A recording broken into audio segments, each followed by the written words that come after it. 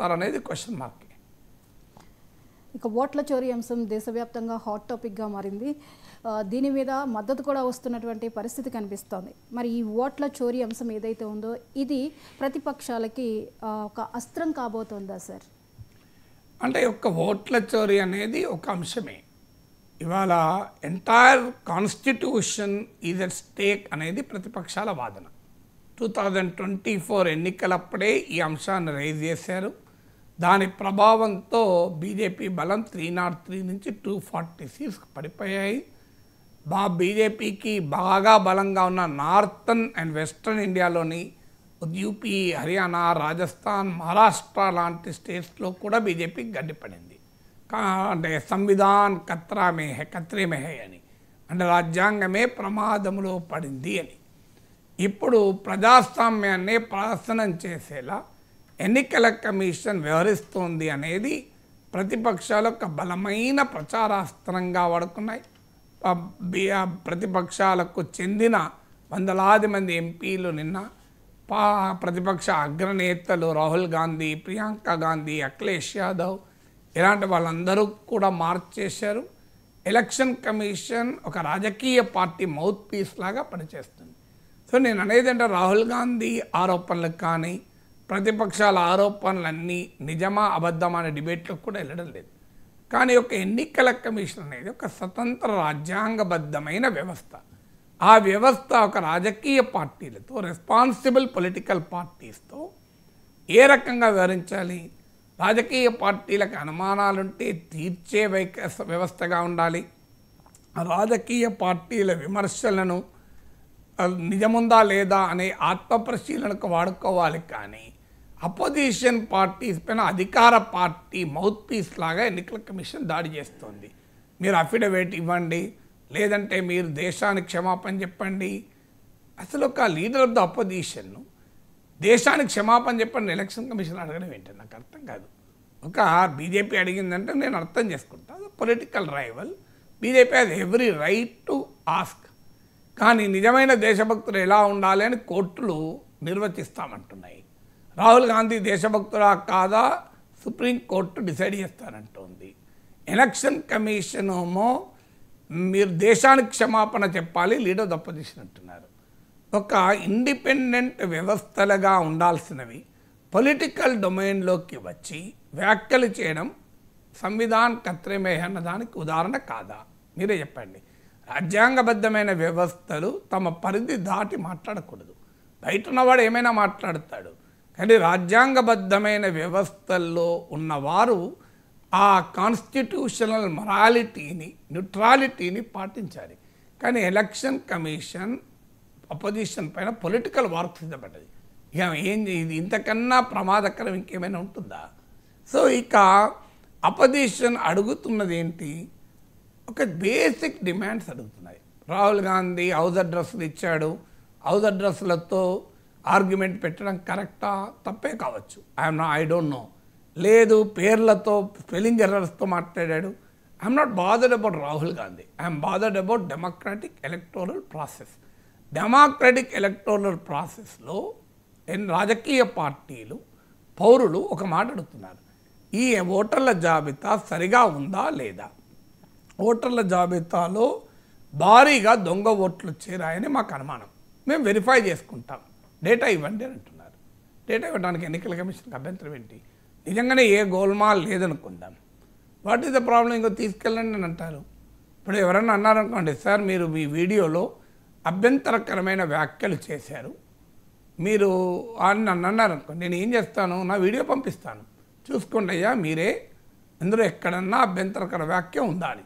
కానీ నేను వీడియోలని దాచిపెట్టుకుంటాను, చూపెట్టను.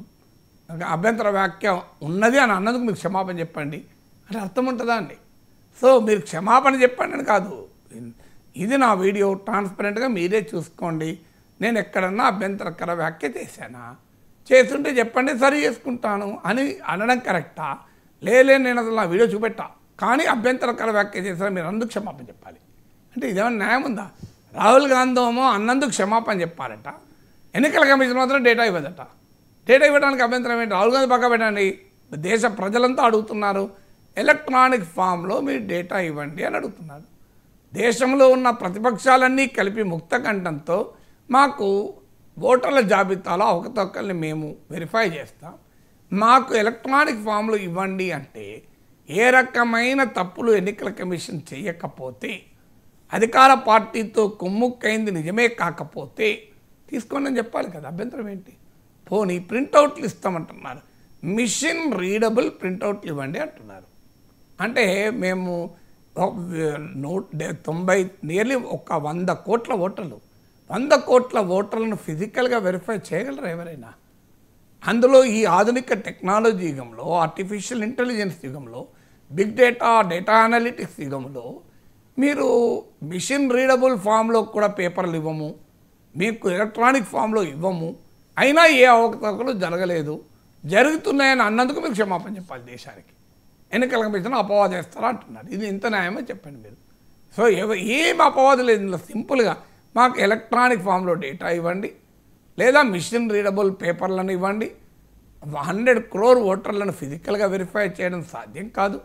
మేము ఫిజికల్గా వెరిఫై చేస్తే ఎన్నికల కమిషన్ పనే కదా అది. నిజంగా చెప్పాలంటే ఎలక్షన్ కమిషన్ చేయాల్సిన పని. ఆ పని ఇంకెవరైనా చేశారనుకోండి సంతోషం కదా. ఇప్పుడు నన్ను ఎవరైనా అడుగుతారు, సార్ మీ 1 hour వీడియో నాకు ఇవ్వండి సార్, అందులో ఇంకో పలానా 11th minute మీరు పలానా పదాన్ని పొరపాటుగా వాడారు, పాకిస్తాన్ అనబోయి అమెరికా వాడారు, నేను మొత్తం వీడియో విని ఏ సెకండ్లో మీరు తప్పుగా అన్నారో చెప్తాను సార్ అన్నారనుకోండి, నేను ఎట్లా ఇస్తా వీడియో? అస్సలే ఇవ్వా, నా వీడియో నేను దాచుకుంటా, నువ్వు అలా అన్నందుకు క్షమాపణ చెప్పు, నాకు నన్ను అపవాది చేస్తున్నావు అని అంటనా? థ్యాంక్ యూ మిత్రమా, మీరే మొత్తం గంట విని నేను ఎక్కడ దగ్గర పాకిస్తాన్ అనబోయి అమెరికా అన్నది ఎక్కడున్నానో చెప్పండి, నేను ట్రిమ్ చేసుకుంటాను యూట్యూబ్లో అంటాను ఆనందంగా. ఎలక్షన్ కమిషన్ చేయాల్సిన పనిని ప్రతిపక్షాలు చేస్తానంటే ఎలక్షన్ కమిషన్ ఆనందపడాల్సింది, అభ్యంతరం ఎందుకు చెప్తుందో అర్థం కావట్లేదు. అంటే చాలా క్లియర్గా దేశ ప్రజలలో బలమైన అనుమానాలు కలిగేలా ఎన్నికల కమిషన్ వ్యవహరిస్తుంది. ఎన్నికల కమిషన్ స్వతంత్రతను దెబ్బతీసే విధంగా బీజేపీ చట్టంలో మార్పులు చేసింది. Supreme court election commissioner, chief election commission నియామకాల్లో తప్పనిసరిగా న్యూట్రాలిటీ ఉండాలి అంటే చీఫ్ జస్టిస్ ఆఫ్ ఇండియా ఉండాలని తీర్పు చెప్తే దాన్ని అమలు కాకుండా చేసేందుకు చట్టాన్ని సవరించి ప్రభుత్వ ప్రతినిధుల మెజారిటీ ఉండేలా మీరు ఎన్నికల కమిషన్ నియామక ప్రక్రియను బీజేపీ మార్చుకున్నాక ఎన్నికల కమిషన్ ఈ రకంగా వ్యవహరిస్తుంటే ఇక సంవిధాన కర్తవ్యమే అనకపోతే ఏమనాలి? అందుకే ప్రతిపక్షాలు ఓట్ల చోరీపై దేశవ్యాప్త ఉద్యమానికి సిద్ధపడుతున్నాయి. సో అందువల్ల మీకు గుర్తుండే ఉంటుంది 2G కుంభకోణంలో మోడీ దేశమంతా తిరిగి 2G కుంభకోణాన్ని ఉపయోగించి అధికారంలోకి వచ్చారు. అల్టిమేట్గా ఈ మోడీ అధికారంలోకి వచ్చాక 2G కుంభకోణంలో అసలు అవినీతే జరగలేదని కోర్టులు తీర్పు చెప్పాయి. అయినా 2G కుంభకోణం వల్ల రాజకీయ లాభం మోడీ పొందాడు, నష్టం కాంగ్రెస్ పార్టీ యూపీఏ పొందింది. అందువల్ల ఇవాళ ఓట్ల చోరీ జరిగిందా లేదా అన్న తర్వాత సంగతి. ఎన్నికల కమిషన్ వ్యవహరిస్తున్న సరళి గనక ఇలాగే ఉంటే ఈ దేశంలో నిజంగానే ఓట్ల చోరీ జరుగుతుందని ప్రజలు నమ్ముతారు. ప్రజలు నమ్మితే ఇది ఒక మరో 2G అవుతుంది కూడా. సార్, తెలంగాణలో మరోసారి ముఖ్యమంత్రి మార్పు అనే అంశం అయితే తెర మీదకు వచ్చింది. డిసెంబర్లోపు మార్పు ఖాయమని